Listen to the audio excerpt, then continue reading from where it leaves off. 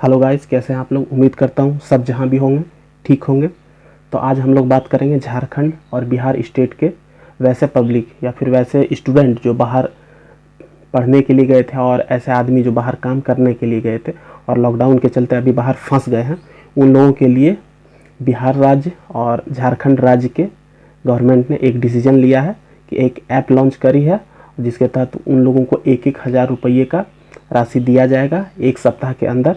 तो उसके लिए कुछ एलिजिबिलिटी क्राइटेरिया रखा गया है। तो आज हम लोग बात करेंगे कि क्या क्या एलिजिबिलिटी क्राइटेरिया है उस ऐप में रजिस्टर करने के लिए और वो 1,000 का सहायता राशि लेने के लिए। तो इन्होंने सबसे पहले एक ऐप लॉन्च करी है। तो उस ऐप का नाम है आपका, झारखंड के लिए भी अलग है और बिहार के लिए भी अलग है। तो बिहार के लिए जो ऐप है वो है बिहार कोरोना तत्काल सहायता मोबाइल ऐप, और उसके बाद झारखंड के लिए भी एक ऐप है। तो झारखंड का है ऐप झारखंड कोरोना सहायता ऐप। तो यदि आप इस ऐप को इंस्टॉल करते हैं और आपके आसपास कोई ऐसे भी आदमी हैं जो कि बाहर हैं और आप सक्षम हैं, तो आप इसको इंस्टॉल मत करिए, क्योंकि यदि आप इंस्टॉल करके इससे फ़ायदा उठाते हैं तो आप उस एक ऐसे आदमी का मतलब क्या बोले सहायता मार रहे हैं जो कि सहायता लेने के लायक था।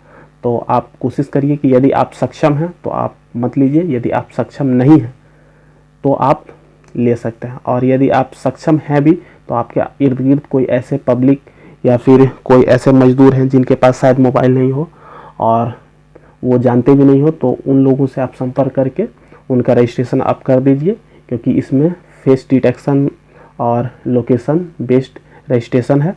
और इसमें झारखंड बिहार में जो अभी रह रहे हैं उनके लिए नहीं है, जो झारखंड और बिहार के पब्लिक जो बाहर अभी हैं उनके लिए है। तो एक एक करके हम लोग जानेंगे कि ये कैसे ऐप को इंस्टॉल करना है और कैसे कैसे फॉर्म को फिलअप करना है। तो चलिए धीरे धीरे हम लोग जानते हैं कि ये सबसे पहले किन किन पब्लिक को मिलेगा और इसके लिए कौन कौन सा डॉक्यूमेंट चाहिए।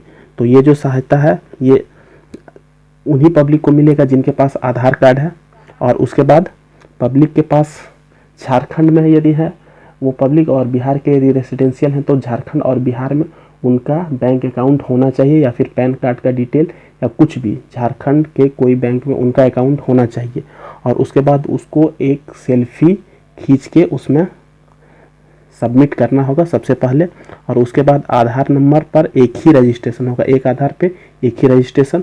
और मोबाइल नंबर पर प्राप्त जो OTP होगा वो मोबाइल ऐप पर करना होगा। इसके बाद इससे संबंधित सहायता सिर्फ बैंक खाता में ही भेजा जाएगा, डायरेक्ट बेनिफिट ट्रांसफ़र स्कीम से, और कोई तरीका से इसमें आपको पैसे नहीं मिलेंगे। तो सबसे पहले इस ऐप को लॉन्च करने के लिए या फिर बोलिए आप इंस्टॉल करने के लिए आप लोगों को covid19help.jharkhand.gov.in पे जाना होगा। बिहार के लिए भी एक अलग सा लिंक है, वो मैं लिंक डिस्क्रिप्शन में दे रहा हूँ, बिहार और झारखंड का। वहाँ पे जाके आप डायरेक्ट ऐप को इंस्टॉल कर सकते हैं। और ऐप पे जाइएगा तो वहाँ पे जैसे आप इस पर क्लिक करिएगा तो एक झारखंड मुख्यमंत्री विशेष सहायता मोबाइल ऐप नीचे करके आएगा, उस पर आप क्लिक करिएगा। उसके बाद मोबाइल ऐप आपका इंस्टॉल होने के लिए नीचे दिखेगा। उसके बाद आप जैसे ही ऐप को ओपन करिएगा तो आपको एक ऐसा स्क्रीन दिखेगा जो आपको स्क्रीन पर दिख रहा है।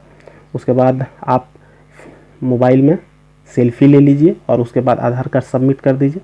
उसके बाद जैसे ही आप आधार कार्ड सबमिट करते हैं तो उसके बाद आपका होम डिस्ट्रिक्ट का नाम डालना होगा, होम प्रखंड का नाम डालना होगा यानी कि ब्लॉक का, और उसके बाद होम पंचायत का भी नाम डालना होगा। फिर आपका जेंडर क्या है वो भी डाल दीजिए। उसके बाद फादर्स नेम या फिर पति का नाम, या उसके बाद आधार कार्ड, ये सब आप सबमिट करिए। याद रखिए कि ये GPS बेस्ड रजिस्ट्रेशन होगा, कि यदि आपका मोबाइल अभी झारखंड या बिहार में ही है तो आप इससे रजिस्ट्रेशन नहीं कर सकते हैं। ये मोबाइल अभी बाहर होना चाहिए दूसरे राज्य में। उसके बाद आप अभी किस राज्य में हैं ये भी पूछा जाएगा, आप उसमें सबमिट कर दीजिए। उसके बाद IFSC कोड डाला जाएगा।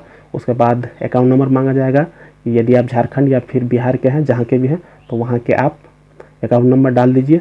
उसके बाद बैंक का डिटेल जो है दोबारा डालिए। उसके बाद आधार कार्ड का फ़ोटो आपसे सबमिट करने के लिए मांगेगा, फिर आप रजिस्ट्रेशन कर लीजिए। उसके बाद लास्ट में डिस्क्लेमर एक डिक्लेरेशन दिया गया है कि आप ये घोषणा करते हैं कि आप जो भी डिटेल इसमें दे रहे हैं आप सेल्फ इंटरेस्ट दे रहे हैं। उसके बाद यदि इसमें थोड़ा सा भी एरर होगा, यदि गलत पाया जाएगा तो आपके खिलाफ़ कानूनी कार्रवाई करने के लिए आप रेडी रहें। तो ऐसे ही आपको ये फॉर्म सबमिट कर देना है और सबमिट करने के बाद आप वेट करिए।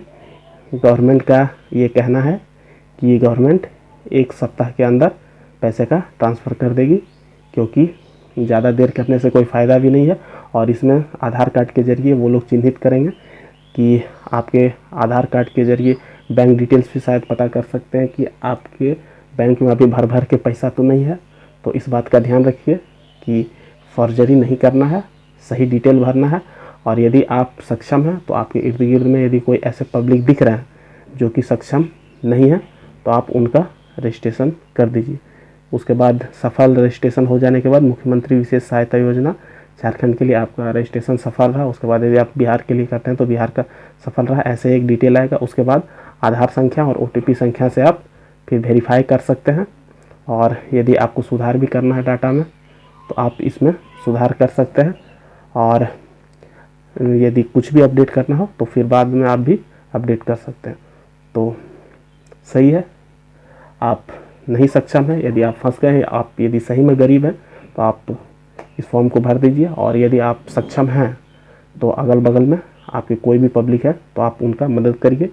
और यदि आप पर्सनली यदि इस समय में किसी का हेल्प नहीं कर पा रहे हैं तो एक काम आप ज़रूर कर सकते हैं कि जो अथॉरिटी मदद कर रही है शायद वहाँ पे आप ले जाके उसको बता दीजिए या फिर वो तरीका बता दीजिए, तो वो भी एक तरह का मदद ही हुआ। ऐसा कोई ज़रूरी नहीं है कि सेल्फ इंटरेस्ट से या पर्सनल मदद कर देना ही मदद हुआ। आप यदि कोई तरीका बता देते, आप कोई अथॉरिटी के पास उसे पहुंचा देते हैं जो मदद करने के लिए अभी आगे आई हुई है, तो ये भी एक बहुत ही बड़ा मेहनत हुआ। तो थैंक यू। आराम से रहिए, घर में रहिए, सुरक्षित रहिए, बाहर मत निकलिए और जितना हो सके लोगों की मदद करिए। Thank you. जय हिंद।